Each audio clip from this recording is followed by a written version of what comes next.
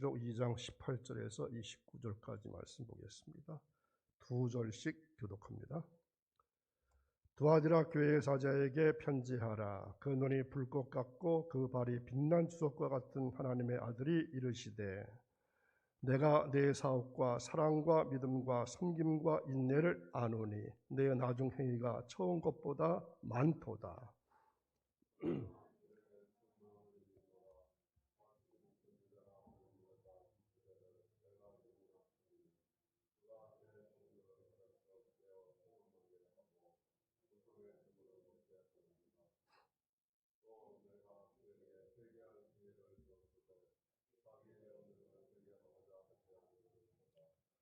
볼지어다 내가 그를 침상에 던질 터이요 또 그와 더불어 간음하는 자들도 만일 그의 행위를 회개하지 아니하면 큰 환난 가운데 던지고 또 내가 사망으로 그의 자녀를 죽이리니 모든 교회가 나는 사람의 뜻과 마음을 살피는 자인 줄 알지라.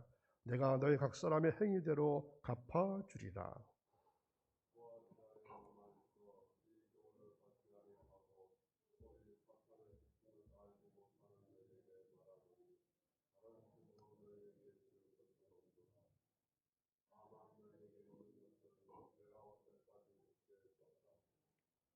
이기는 자와 끝까지 내 일을 지키는 그에게 만국을 다스리는 권세를 주리니 그가 철장을 가지고 그들을 다스려 질그릇 깨트리는 것과 같이 하리라. 나도 내 아버지께 받은 것이 그러하니라. 내가 또 그에게 새벽별을 주리라. 귀 있는 자는 성령이 교회들에게 하시는 말씀을 들을지어다. 아멘. 오늘도 새벽을 깨우신 사랑하는 여러분, 우리가 그리스도를 신뢰할 때 우리는 게으름, 태만 또는 부주의에 빠질 수가 없습니다. 오히려 각성하고 분별해서 의롭고 적극적으로 선을 행하는 삶을 살게 됩니다. 그런 예수님을 이 새벽에도 신뢰하시기를 간절히 바랍니다.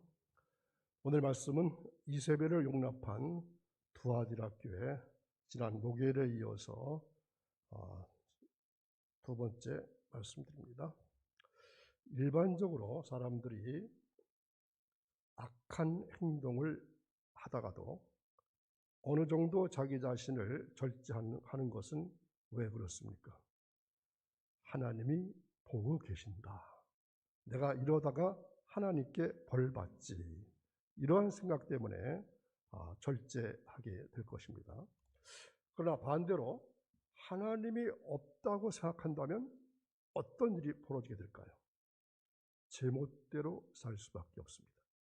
아무런 양심의 거리낌도 없이 서슴없이 악한 행동을 하게 됩니다.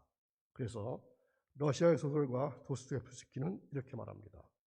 만약 하나님이 참으로 존재하지 않는다고 확신만 한다면 사람들이 못할 짓은 없다. 그러나 우리가 기억해야 할 것이 있습니다. 주님은 불꽃 같은 눈으로 모든 것을 보고 계십니다. 모든 악한 것을 철저하게 꿰뚫어 보고 계십니다. 그 불꽃 같은 눈앞에 사람의 어떤 행위도 감출 수가 없고 마음에 담은 조그만 것까지도 감출 수가 없고 이 세상에 그 어떤 것도 감출 수가 없습니다. 지난 목요일에 예수님의 성품에 대해서 말씀드렸죠. 눈이 불꽃 같고 그 발이 빛난 주석과 같은 하나님의 아들, 불꽃 같은 눈을 가지신 분, 또 빛나는 주석과 같은 발을 가지신 분, 예수님의 성품을 이렇게 말씀드렸습니다. 또 두아디라 교회에 무엇을 칭찬하셨습니까? 사업을 칭찬했고 사랑, 섬김, 믿음, 인내 그리고 진행하고 있는 일에 전진을 칭찬하셨습니다. 자, 오늘은 그 다음을 말씀드립니다. 사진 1번 찾아서 보여주십시오. 두아디라 교회. 두아디라 교회는 주님을 위한 일에는 항상 성장하는 교회, 전진하는 교회, 빛을 바라는 교회였습니다. 자, 두아디라 교회의 모습입니다. 지금은 거의 무너져서 교회 같은 그러한 모습은 보이지는 않습니다. 자, 그런데 이 교회가 무서운 잘못을 저지르고 있었습니다. 예수님께서 바로 그 사실을 오늘 말씀에서 지적하고 계십니다. 이세벨이란 여자가 너의 교회 안에서 간교한 일을 자행하고 있는데 너희는 그 여자를 용납하고 있었다. 자, 이세벨 여러분 기억하실까요? 이세벨은 성경에 나오는 여자 중에서 가장 간교한 여자로 알려져 있습니다. 구약 성경을 보면은 이세벨은 시돈 왕 엣바알의 딸이었는데 나중에 이스라엘 7대 왕인 아합의 아내가 됩니다. 이세벨은 자기 나라에 있을 때부터 바알과 아세라 우상을 섬겼는데 이스라엘의 왕비가 된 후에도 과거에 섬기던 우상을 계속해서 섬겼습니다. 그래서 하나님만을 섬겨야 하는 이스라엘 백성들의 마음을 아주 혼란하게 만들어 놨습니다. 뿐만 아니라 하나님의 선지자를 모두를 죽이고 엘리야의 목숨까지 죽이려고 했던 여인입니다. 그리고 가난한 농부였던 나봇의 포도밭을 강제로 빼앗고 심지어는 권력을 이용해서 그를 죽이기까지 한 천하에 둘도 없는 악독한 여자, 그 여자가 바로 이세벨이었습니다. 모략과 정치적 수단이 뛰어난 여인이었습니다. 그 여인의 입김으로 말미암아 이스라엘이 바알 우상 앞에 무릎을 꿇게 됩니다. 그래서 구약의 이세벨은 언제나 음행과 술수의 대명사로 불리울 만큼 아주 악한 여인입니다. 그런데 구약의 이 이세벨 같은 악한 여자가 두아디라 교회에도 있었습니다. 자칭 선지자를 하는 여자라고 말씀을 한 것을 보면은 이 여인은 교회에서 공적으로 인정받지 못한 사람으로 보여집니다. 그 여인은 거짓 선지자인데 참 선지자인 것처럼 행세했던 것입니다. 우리들은 항상 이 자칭이라는 것에 조심해야 합니다. 때때로 과거가 불분명한 자칭 목사, 자칭 장로, 자칭 권사, 자칭 집사라고 하는 사람들이 있습니다. 이러한 사람들을 우리는 조심해야 합니다. 과거가 의심스러울 정도로 불분명한 사람, 현재에도 투명하지 아니하고 자꾸만 숨기려고 하는 사람을 함부로 따라가서는 안 됩니다. 두아디라 교회 안에 바로 교회에서 인정하지 않음에도 불구하고 자칭 선지자하는 여자가 들어왔다는 것입니다. 오늘날도 마찬가지지만 이 신약 시대에서도 악하고 죄짓고 관귀한 여자를 가리켜서 이세벨 같은 여자 이렇게 부릅니다. 오늘 말씀에 나타난 이세벨은 교회 안에서 중요하고 아주 존귀한 자리를 차지하고 있었습니다. 그러면서 온갖 교활함과 괴계를 다 동원해서 이 교회 신자들을 이끌어서 영적인 음행을 범하게 만들었습니다. 그리스도의 진실한 복음으로부터 사람들을 떼어내는 해로운 철학을 가르쳤다는 것입니다. 그리고 성도들에게 상당한 영향력을 행사했습니다. 그 여자에게는 상당히 매력적이고 설득력이 있었던 것 같습니다. 남자들이 그 여인을 한 번 보면은 마음을 빼앗길 정도로 매력을 가진 것 같습니다. 두아디라 교회 지도자들과 성도들이 그 여자에게 넘어갔다는 것입니다.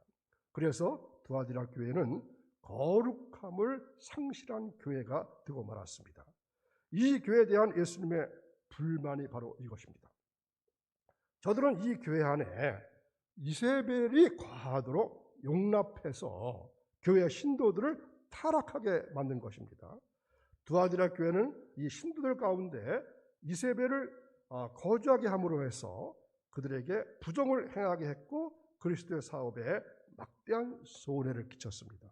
그때 이후로 수많은 세월이 흐른 오늘날 할지라도 거짓 교훈들을 가르치고 사람들을 타락시키는 사람들이 교회 안에 있다면 우리는 응당히 그들을 몰아내고 진실한 믿음에 굳게 서야 하겠습니다.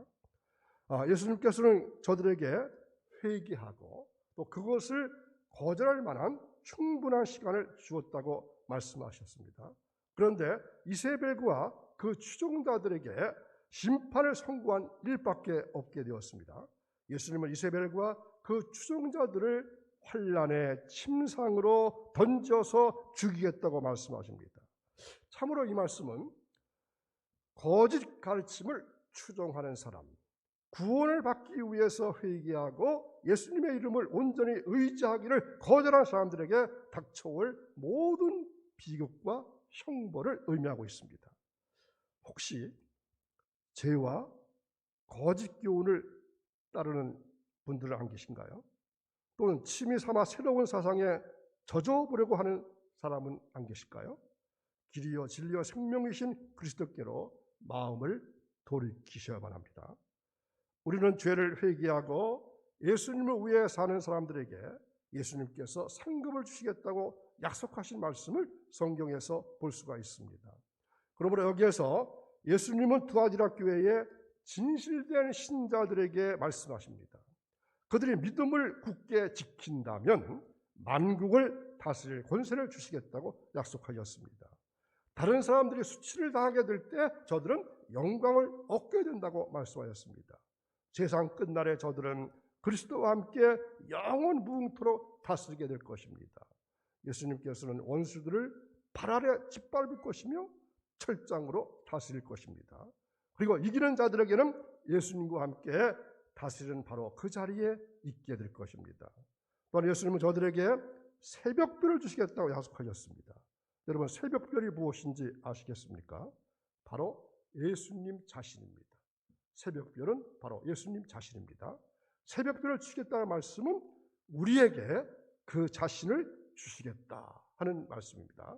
우리가 이기게 될 때 예수님께서 가지신 모든 것은 우리의 소유가 된다는 말씀입니다. 예수님은 빛이시기 때문에 우리는 우리를 인도하는 빛을 소유하게 될 것입니다. 또한 예수님은 진리이시기 때문에 우리는 진리를 알게 될 것이고 그 진리가 우리를 자유케 하게 하실 겁니다. 그러므로 예수님은 힘이시기 때문에 우리는 주님 안에서 강건해질 것입니다.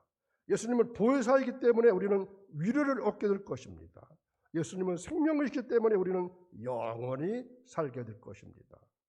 예수님의 모든 속성과 예수님이 소유하신 모든 것은 우리가 예수님을 사랑하고 또 예수님의 진리를 사랑하고 예수님과 함께 걷게 될 때 기뻐할 우리의 소유가 되는 것입니다. 그러나 그 축복보다 더 좋은 것이 있습니다. 그것은 예수님 자신이 축복을 베푸시는 분이시라는 사실입니다. 이 선물보다 더 좋은 것이 없습니다. 예수님은 주시는 분이시라는 것입니다. 그래서 그분이 바로 우리의 소유가 되십니다.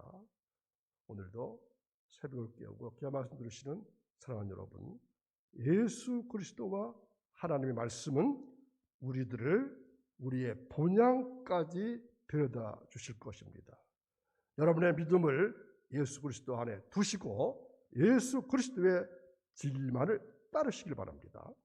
예수님은 이 생의 모든 허감에서 여러분들을 인도해서 아버지 집으로 온전하게 데려가실 분이십니다. 이러한 예수님을 오늘도 신뢰하시고 마음껏 기도하시기 바랍니다. 기도하겠습니다. 거룩하신 하나님 아버지, 음행을 멀리하고 주연 상황에 동요되지 아니하며 믿음으로 승리하는 우리의 삶이 되기를 원합니다. 그래서 마침내 만국을 다스리는 축복을 누리는 성도들 되게 하옵소서. 하나님 아버지, 주님의 몸되는 교회 생명남교회를 기억해 주시고 매일같이 믿는 자들이 늘어나게 하시며 또한 매주일 새신자가 등록되는 주님의 교회가 되기를 원합니다. 성도들 가정마다 모범적인 가정 되기를 원합니다. 자녀들의 길을 보호하시고 인도해 주셔서 다 형통한 삶을 살게 하옵소서. 저희들로 하여금 하나님의 사랑받는 종들이 다 되기를 원합니다. 그래서 헌신적인 신앙의 사람 되게 하옵소서. 그리야 하나님께는 영광을 돌리게 하시고 교회는 부흥되게 하시고 저희들의 가정은 성도의 가정으로 부족함이 없게 하시고 저희 자신은 온전한 신앙으로 우뚝 설 수 있는 귀한 신앙의 삶을 살 수 있도록 도와주옵소서. 오늘도 주님과 동행하는 복된 삶을 원하며 예수님의 이름으로 기도하옵나이다. 아멘.